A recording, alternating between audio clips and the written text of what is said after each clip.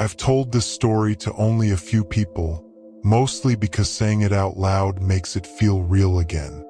It happened in the fall of 2018, somewhere between Utah and Colorado, on a stretch of highway that doesn't forgive mistakes. I wasn't looking for trouble. I was just trying to get home. I'd been driving since late afternoon, leaving Salt Lake City after visiting a friend.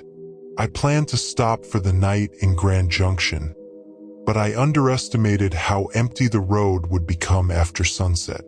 Once the sun dropped behind the mountains, the highway stopped feeling like a road and started feeling like a tunnel.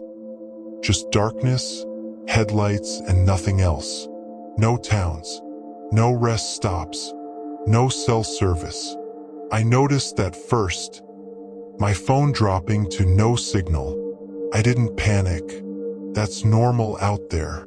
I turned on a podcast, cracked the window for fresh air, and kept driving. About 20 minutes later, I saw headlights in my rearview mirror. First, it was comforting. Another human being on the road. Another set of eyes. The car stayed far back, just 2 dots of light floating behind me. We were both doing about 70. No big deal. Then I passed a sign. Next services, 82 miles. That's when the car moved closer. Not aggressively, just closer. Enough that I could see the outline now. A dark SUV, maybe black or dark blue. No roof rack, no decals. Just a shape swallowing the road behind me. I sped up a little. They matched it. I slowed down. They slowed down. That's when the first knot formed in my stomach. I told myself it was coincidence. Maybe they were tired. Maybe they were just pacing their drive like I was. The road was straight, flat, and empty. There was nowhere else to go. 5 minutes passed, then 10. They didn't pass me. That's the part people don't understand. On an empty highway, if someone's behind you, they usually pass. Especially if you're not driving slow. But this car didn't. It stayed locked behind me, perfectly centered, headlights fixed. I changed lanes. They changed lanes. I signaled and slowed like I was going to pull onto the shoulder. They slowed too. That's when my mouth went dry. I checked my mirrors again. No other cars. Just us. Miles of nothing. No exits. No lights. Just the hum of tires and the endless black ahead. I tried calling 911. No service. I tried my mom. Nothing. I turned the radio off. The silence felt heavier, like the car itself was listening. After about 30 miles of this, my fear shifted into something colder. Not panic, focus. I started watching details. The way the SUV's headlights flickered slightly when it hit bumps. The fact that their high beams weren't on, even though the road was pitch black. They wanted to see me. I started planning what I'd do if they rammed me, if they forced me off the road, if I had to run. Then, without warning, they flashed their headlights. Once, twice. I didn't slow down. They flashed again, longer this time. I shook my head and kept driving. There was no way I was pulling over in the middle of nowhere, in the dark, with no signal. I'd seen enough news stories, enough missing persons cases that started exactly like this. The SUV moved closer, too close now. I could barely see the road between us in my mirrors. If I braked, they'd hit me. My heart was pounding so hard it felt like it was pushing against my ribs. Then they turned on a spotlight. Not headlights, a side-mounted spotlight. It swept across the inside of my car, across my back seat, across my hands on the wheel, across my face. That's when I knew this wasn't a misunderstanding. They were inspecting me. I ducked my head slightly, gripping the wheel so hard my fingers went numb. I kept my speed steady, hoping, praying they'd get bored. Instead, they pulled alongside me. I didn't look at them. I didn't want to see their face. But I saw movement. The driver rolled their window down and yelled something I couldn't hear over the wind. Then they smiled. I know that sounds dramatic, but I saw it in my peripheral vision. A wide, relaxed smile, like this was entertaining. They sped ahead of me. For a second, I felt relief. Maybe it was over. Maybe they'd finally move on. Then they slowed down. They slowed until I had no choice but to slow too. They were blocking the road. My chest tightened. I considered hitting the gas and trying to pass. But there was no shoulder, just darkness and uneven ground. One wrong move and I'd flip the car or blow a tire. The SUV's brake lights glowed red. Then they turned off their lights completely. I was driving toward a black shape in a black road. I slammed my brakes and stopped about 20 feet back. We sat there, engines idling. No lights, no movement. I don't know how long it was. Maybe 30 seconds, maybe 2 minutes, but it felt endless. Then their reverse lights came on. They started backing toward me. Slowly, deliberately. That's when something inside me snapped. I threw the car into reverse and floored it, heart screaming in my ears. I didn't care if I lost control. I just needed distance. They stopped backing up. Then they turned their lights back on and took off, this time speeding away from me. Within seconds, they were gone. I sat there shaking, hands locked on the wheel, breath coming in sharp, ugly gasps. My whole body felt like it was buzzing. I waited. Then I waited more. When I finally started driving again, I did it slowly, scanning every mirror, every shadow. I didn't relax until I saw lights on the horizon, actual city lights. I drove straight to the nearest police station. They listened. They took notes. They nodded in that careful way people do when they don't know what to say. No report came of another vehicle. No cameras covered that stretch of road. Nothing came of it. But here's the part that still wakes me up at night. When I got home and unpacked, I found something under my windshield wiper. A small piece of folded paper. No handwriting, just a symbol drawn in black ink. A circle, with a line through it. I don't know when it was put there, or how, or what it meant. I threw it away.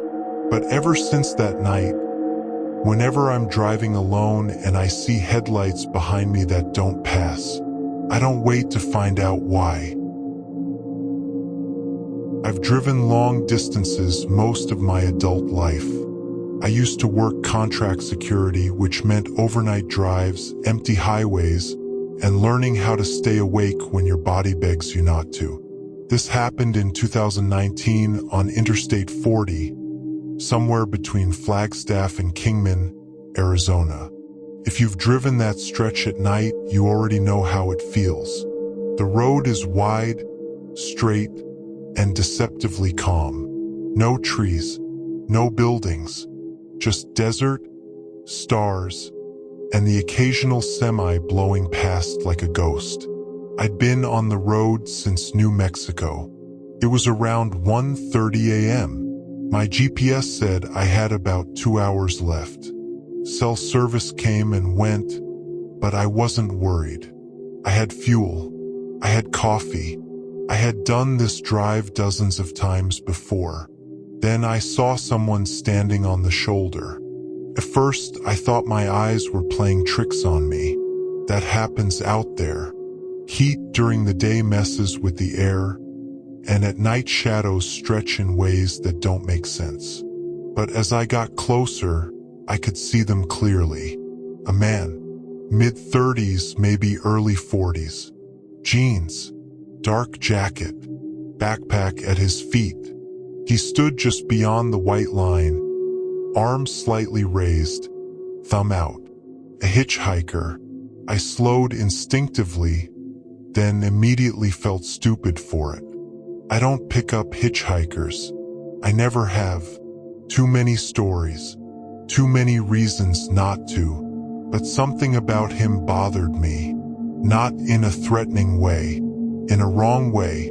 He wasn't waving. He wasn't pacing. He wasn't reacting to my car at all. He just stood there, staring down the highway like he'd been waiting for hours. I passed him. In my rearview mirror, I saw his head turn and follow my car as it went by. That should have been the end of it. About 5 miles later, I started feeling uneasy. Not scared, just uncomfortable. The kind of feeling you get when you realize you forgot something important but can't remember what. I tried to shake it off. Then my headlights caught something reflective on the road ahead. A backpack, the same one, lying on its side in the middle of the lane. I slammed my brakes and swerved just enough to miss it. My tires kicked up dust as I pulled onto the shoulder. My heart was racing now. There was no way that backpack should have been there. I sat for a moment, engine idling, scanning the road in my mirrors. No other cars. No movement. I told myself the man must have dropped it intentionally, hoping someone would stop. I don't know why, but I got out of the car. The desert at night is silent in a way that feels unnatural. No wind, no insects, just the faint ticking of my engine cooling. The backpack was heavy, too heavy. I unzipped it slightly and saw clothes, toiletries, paperback book, normal stuff, nothing alarming. Then I noticed the road behind me, footprints, fresh ones, leading from the shoulder to my car. My stomach dropped. Before I could react, a voice spoke from behind me. "Hey, thanks for stopping." I spun around. The man stood less than 10 feet away. I swear he hadn't been there a second earlier. Close, something was off. His eyes were too alert, too focused, like he was studying me, not relieved, evaluating. "I didn't mean to scare you," he said calmly. "Truck dropped me a while back." I nodded, every instinct screaming at me to get back in the car. "You headed west?" he asked. "Yes," I said, immediately regretting answering. "Mind if I ride with you for a bit? Just till the next exit." I hesitated. Everything I knew said no. But I was alone, in the dark, with no one else around, and he was already too close. I worried that saying no outright would escalate things. So I made a compromise I still hate myself for.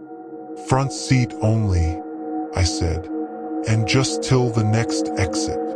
He smiled, not relieved, not grateful, satisfied. He climbed in. The moment he shut the door, the atmosphere inside my car changed. Felt smaller, tighter, like the air itself had weight. We drove in silence for a minute. Then he spoke. "You didn't have to stop." "I know," I said. "You usually don't, do you?" I glanced at him. He was looking straight ahead, hands folded neatly in his lap.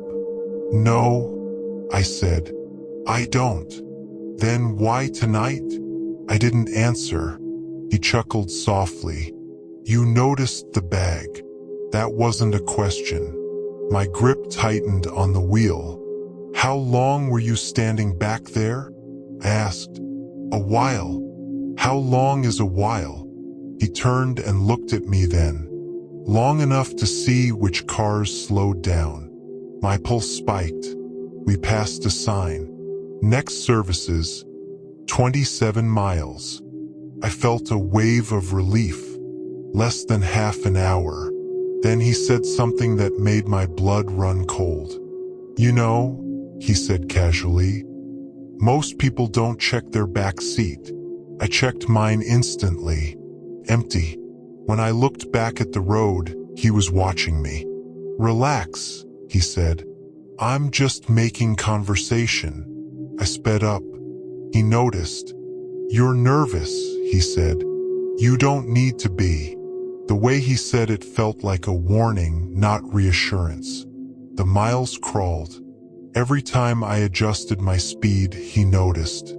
Every time I glanced at a mirror, he smiled slightly, like he found it amusing.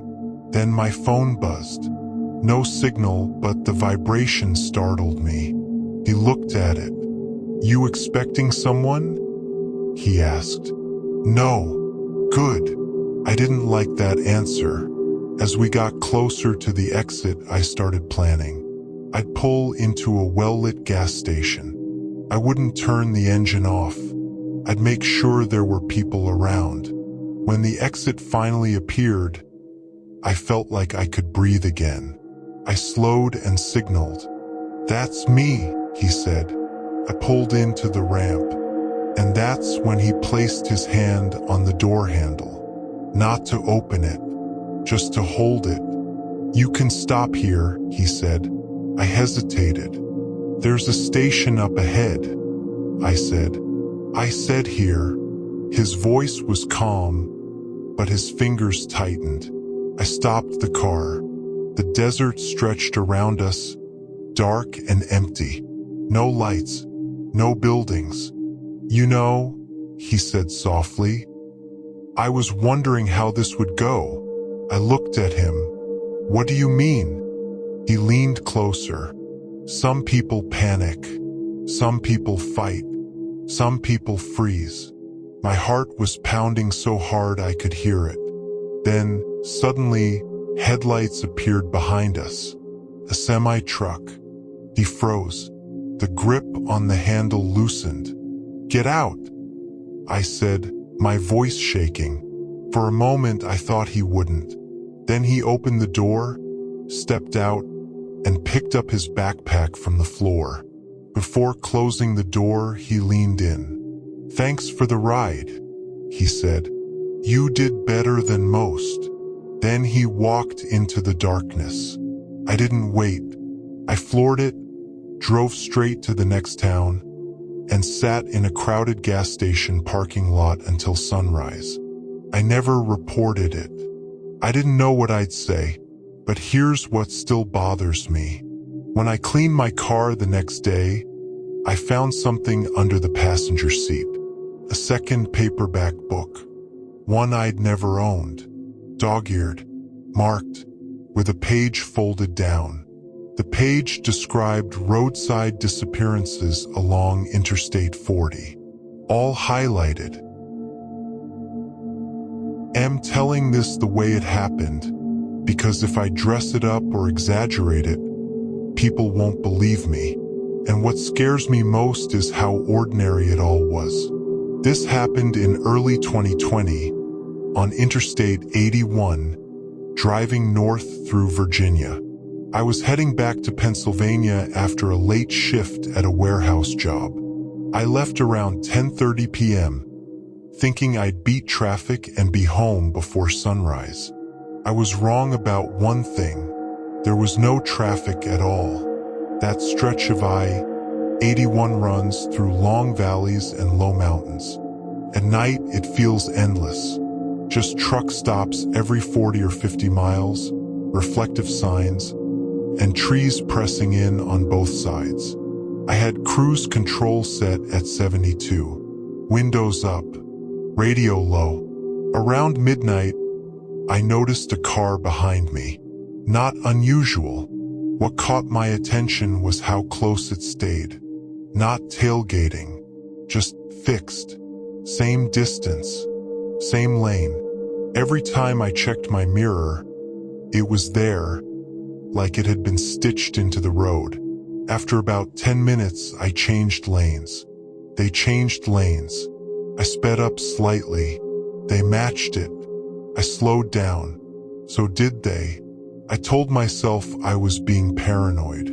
Long drive, tired brain. Then red and blue lights flashed behind me. My stomach dropped. I pulled over immediately. I've never had an issue with cops. No warrants. No reason to panic. Still, your heart reacts before logic does. The patrol car stopped behind me. Lights still flashing. I rolled my window down, shut the engine off, and put my hands on the wheel. I waited. No one got out. 30 seconds passed. Then a minute. That's not normal. Finally, a man stepped out. Dark uniform, hat. Everything about him looked right at first glance. He walked up slowly, staying just behind my door. "Evening," he said. "License and registration." His voice was calm, professional. I handed them over. "Do you know why I pulled you over?" he asked. "No, sir." He looked at my license, then back at me. "Your plate came back stolen." My chest tightened. "That can't be right," I said. "I've had this car for years." He nodded like he'd heard that before. "Step out of the vehicle for me." Something about the way he said it bothered me. Not aggressive, just flat. I glanced back at the patrol car. It was unmarked. No logo, no unit number, just black paint and lights. That's when my instincts kicked in. "I'd prefer to stay in the car," I said carefully. "Can you call this in again?" His eyes hardened slightly. "Step out of the vehicle." I looked past him down the highway. Empty. No other cars. No trucks. Just darkness and trees. "Which department are you with?" I asked. For a split second, he hesitated. That's all it took. I put the car in drive and pulled back onto the highway. I expected sirens, shouting, a chase. None of that happened. The lights went off. When I checked my mirror, the car was gone. I drove for another 20 minutes before I stopped at a brightly lit rest area. I parked right under a light, locked my doors, and called 911. This time I had signal. I told them everything. They asked for the mile marker. Then they said something that made my blood go cold. "No units are operating unmarked vehicles in that area tonight." A state trooper met me at the rest area about 15 minutes later. Real uniform, real car, real badge. He ran my plates. Clean, not stolen, not flagged, nothing. I asked him about the lights. He frowned. "You're the third person this month to report something like that," he said. "Something like what?" "Someone impersonating law enforcement," he said. "Pulling people over late at night." I felt sick. "Have you caught him?" He shook his head. "Different descriptions, different vehicles, same tactic." I asked what I should have done. He looked me dead in the eye. "You did the right thing by leaving," he said. "If you're unsure, slow down, put your hazards on, and drive to a populated area." I didn't sleep much that night. A week later, I was washing my car. When I cleaned the rear bumper, I noticed something odd. A temporary license plate. Not mine. It was taped over my real one, perfectly aligned. I peeled it off slowly. It matched the number the fake cop had claimed was stolen. Someone had put it there, sometime before he pulled me over, which means they'd been close to my car long before I noticed them on the highway. Maybe at a gas station, maybe at a rest stop, maybe when I was inside paying for coffee. I reported it immediately. They took photos, collected it as evidence. Nothing ever came of it. But now, every time I stop on a long drive, I check my plates before I leave. I check them again at the next stop. And if I see flashing lights behind me on an empty highway at night, I don't stop until I see other people. Because whoever that was didn't want to write me a ticket. They wanted me alone. I'm not telling this story because I want attention. I'm telling it because if someone else experiences something similar, maybe they won't make the mistake I almost did. This happened in late 2021 on US Route 50 in Nevada. People call it the loneliest road in America, and that isn't exaggeration. Long stretches without towns, no streetlights, no phone signal for hours at a time. I was driving east, heading back to Utah after visiting family in California. I left later than planned, around 9 p.m., thinking I'd drive through the night and sleep once I crossed the state line. Bad decision. By midnight, the road was completely empty. No radio stations, no other cars, just the sound of tires on asphalt and my headlights cutting a narrow tunnel through the dark. Around 12:40 a.m., my low fuel warning came on. That immediately put me on edge. I knew I should have filled up earlier, but I remembered passing a small town marked on the map, maybe 30 miles ahead. Tight but doable. That's when I saw headlights behind me. They weren't close, just far enough back to be noticeable. A single car, white sedan from what I could tell. I didn't think much of it at first. Another night driver like me. About 10 minutes later, I noticed something strange. Every time I tapped my brakes slightly, just to adjust speed, the car behind me flashed its high beams. Not aggressively, just once, like a signal. I slowed down more deliberately. Flash. I sped up. No flash. I slowed again. Flash. That's when my stomach tightened. I changed lanes. They stayed behind me. I signaled right, pretending I was going to pull onto the shoulder. The high beams flashed rapidly 3 times. I didn't pull over. Instead, I merged back and kept going. My fuel gauge was lower now. The warning light stayed on steadily. Then the car pulled alongside me. I glanced over. The driver was a man, probably late 40s or early 50s. Baseball cap, window down. He didn't look angry or aggressive. He mouthed something and pointed ahead, then down toward my car. I rolled my window down slightly. "Your tire," he yelled. "Something's wrong with your tire." My heart dropped. I thanked him with a nod and slowed, instinctively reaching for my hazards. The moment I did, his expression changed. Not relief, urgency. He shook his head hard and waved his hands. "No," he yelled. "Not here. Don't stop here." That confused me. He pointed ahead again, then to his own eyes, then to the side of the road. I couldn't hear him clearly, but the message felt wrong. He sped ahead of me. For a moment, I considered stopping anyway. Low fuel, possible tire issue, no good options. Then I saw it. About a quarter-mile ahead, my headlights caught something on the shoulder. A car, pulled over, hazard lights off, driver's door open, no movement. As I got closer, I realized it wasn't broken down. It was staged. The hood was closed. No warning triangles. No one inside. The interior light was off. It looked abandoned, but recently, I passed it without stopping. That's when the man in the white sedan slowed down in front of me. He turned his hazard lights on. I followed at a distance. We drove like that for about 5 miles.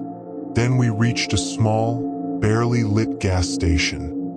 More like a single pump and a building with one light buzzing over the door. He pulled in. I hesitated. My fuel gauge was almost empty. Against every instinct, I followed. We parked near each other. I stayed in my car, engine running. He got out and raised his hands slowly, showing he wasn't a threat. "Don't get out," he said. "Just listen." I cracked my window. "What's going on?" I asked. He glanced down the road, then back at me. "That car you passed," he said quietly. "It's not broken down." "What do you mean?" "I drove past it earlier," he said. "Same position, door open, same car, 2 hours ago." A chill ran through me. "Why didn't you call it in?" "No signal," he said. "And every time someone slows down near it, another car shows up." My throat went dry. "What kind of car?" He shook his head. "Different ones. Always different." I told him about my tire. He nodded. "Your tire's fine," he said. "That's how they get you to stop." I felt sick. "How do you know all this?" I asked. He hesitated. "Because my brother didn't listen." The silence between us felt heavy. He stopped. The man continued. "Last year, same stretch of road. Someone flagged him down, said his car was leaking. Did they find him?" He looked away. "They found his car." We both stood there in the buzzing light, listening to the emptiness around us. I fueled up quickly, hands shaking. When I finished, I looked around. The white sedan was gone. I didn't see or hear it leave. I stood there for a long moment, heart pounding, before getting back into my car. I drove straight through to Utah without stopping again. The next morning, curiosity got the better of me. I searched local news. Buried in an article from 2 years earlier was a short report. Multiple vehicles found abandoned along Route 50. No suspects, no witnesses. Cases remain open. No details, no names. I never saw anything about the man who warned me. No mention of a white sedan. No follow-up stories. But now, every time someone flashes their headlights at me on an empty highway, I don't assume they're being rude. And if anyone ever tells me to pull over somewhere dark and empty, I don't. Because whoever left that car on the shoulder wasn't trying to get help. They were trying to see who would stop.